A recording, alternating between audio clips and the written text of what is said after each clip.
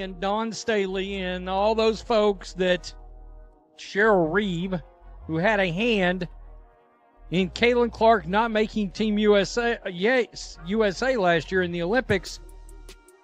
It looks like they may be now. Cheryl Reeve's still there, but let's be real. There's a serious concern brewing that the WNBA media establishment and Team USA are terrified of Caitlyn Clark, and why wouldn't they be? The same people who tried to shut her out are now watching their own power fade faster than a missed layup. I can promise you this is going to get messy, because Sue Bird just changed the entire game. So, let's break down this absolute meltdown, because the WNBA elite who barred Clark from the Olympics are not handling the destruction of their little social club very well. I'll tell you what we're not going to do. We're not going to allow that. Can we just like call a spade a spade? Racism has been impacting the WNBA well before this year. This is not a new thing. Sure.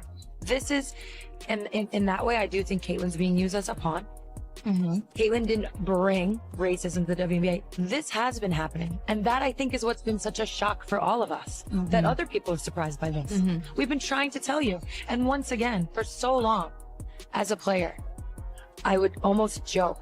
I'd be like, I would have loved to have shut up and dribble. In so many ways, I would have loved to have been valued as a basketball player. I would have been loved to have been spoken about just for my play. And let's not pretend for a second that Clark was left off the Olympic team because of lack of experience. That was a straight-up lie. It was all about favoritism and politics.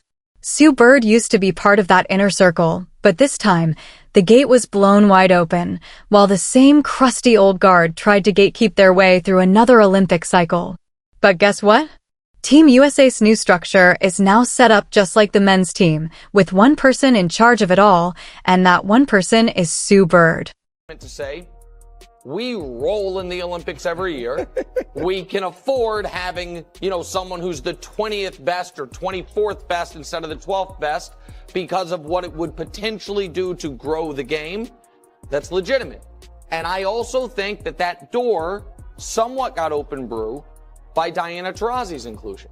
So Diana, and we can show you their numbers. They're having a shockingly similar season.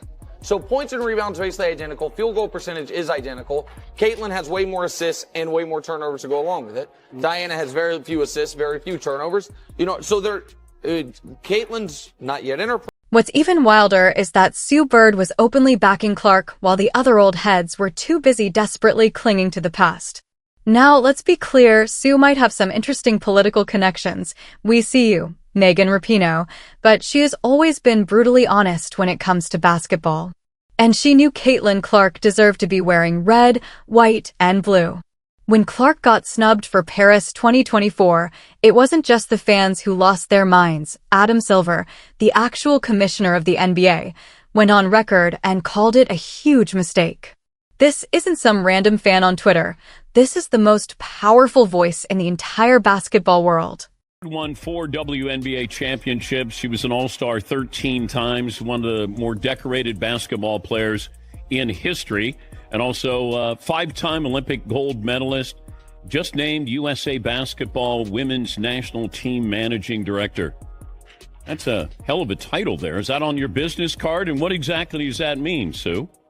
Need like a business index card at this point or whatever. Managing Director, it's basically what Grant Hill did for the men's team, so like a GM. And he wasn't the only one. Basketball executives, marketing teams, and even casual sports commentators were all saying the same thing. You just fumbled the bag. You wasted all the momentum and threw away a massive audience. Instead of turning women's basketball into a global phenomenon, we got Diana Taurasi frantically searching for her car keys. Taurasi, by the way, did next to nothing in the last Olympics. We're talking 2 points in one game and 0 impact in another. And this is who they picked over Clark, who is already making more noise than the entire USA squad combined. Why? Because the committee, led by people like Jennifer Rosati and Don Staley, blocked Cheryl Reeve from picking the best players.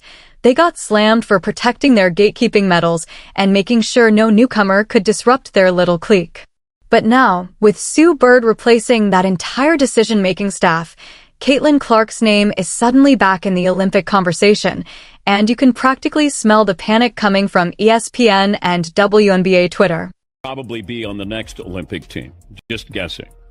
I mean, Here's the rewritten version with clean punctuation, structure, and no major changes to meaning. Here's the situation. While all the naysayers were busy criticizing Clark for missing an Olympic camp, Sue Bird was watching her completely change the sport. See, Sue Bird is more interested in performance and winning than she is in playing political games. Yeah, that's right, Clark didn't need a secret handshake to get noticed. She single-handedly dragged women's basketball back into the mainstream on her own terms, bringing in millions of fans while the old guard was busy at Team USA camp auditioning for AARP commercials. Let's just look at the numbers. Clark's Indiana Fever games are now must-see TV, smashing WNBA viewership records.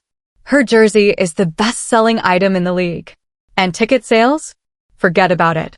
You know a player is a phenomenon when entire opposing teams have to move their games to bigger arenas just to fit the crowds. That's Clark. But somehow, she wasn't ready for the Olympics. The truth is they never wanted her on that team because they knew exactly what it meant. She'd outshine the veterans. She'd be the main attraction. She'd expose some of their sacred cows. They couldn't risk it, so they buried her, made up excuses, and pretended experience was the key to bringing home gold with Diana Taurasi. And let's be real about what that did. It didn't just cost Clark a medal, it might have cost her a legacy. Without Paris 2024, she now has to wait another 4 years to even start her Olympic career, making it almost impossible to ever break Taurasi's records, which, let's be honest, was probably the point all along. But karma moves fast, and Sue Bird isn't playing their gatekeeping games. Her first move as managing director was to fire the old committee. Her second move was restructuring the entire selection process to match the NBA's one vision, one decision maker. And you can bet Caitlyn Clark is the main reason for that change. The WNBA media is trying to act cool, but you can smell the fear. The cozy echo chamber they built just exploded, and the same people who mocked Clark are now realizing their time is up. They said Clark wasn't ready, but the truth is they weren't ready for her, and let's not pretend this is just about Clark. The next generation, Angel Reese, Paige Bueckers, they aren't here to play politics. They're here to win, even if that means pushing the old guard to the sidelines. Sue Bird sees it. Adam Silver sees it. And now all the gatekeepers who tried to lock Clark out have to see it too. This isn't just a comeback story, it's a hostile takeover. The WNBA media machine spent a year pretending Clark isn't the biggest star in the sport, and now they have to watch the golden goose they tried to cage take flight. Remember all that coded nonsense last summer? She hasn't earned it. She needs to pay her dues. Are you kidding me? Clark is literally carrying the league on her back, while the execs who make these terrible decisions sip cocktails. She earned it by putting more fans in seats than the rest of the league combined. Adam Silver said it himself. They fumbled this. She deserved to be on that team. She's not just ready for Team USA, she is Team USA. And now that Sue Bird has the clipboard, the game is over. No more politics. No more farewell tours for aging veterans at the expense of prime athletes. The only thing that matters now is winning, and picking a 42-year-old Diana Taurasi, who spent more time getting medical treatment than actually playing, was the opposite of that.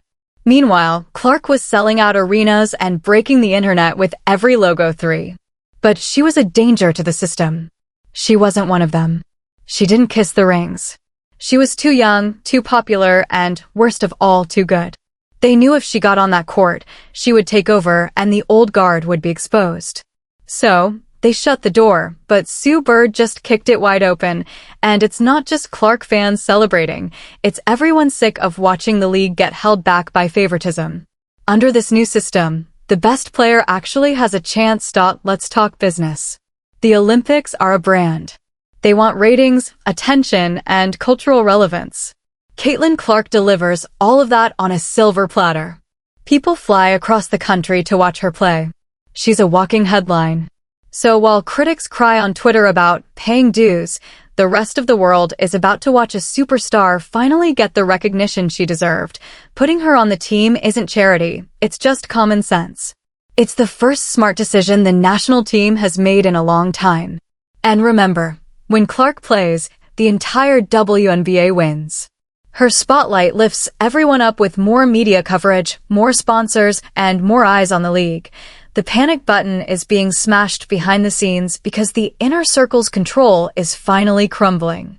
The fans have chosen Clark, and now the system has to follow. This isn't a shift, it's a revolution. Welcome to the Clark era. The establishment can't stop her from getting on that team anymore. The excuses are gone. The committee is toast. And Sue Bird is leading the charge. They can't lock the door this time because Caitlyn Clark is already inside. Team Clark 20.so if you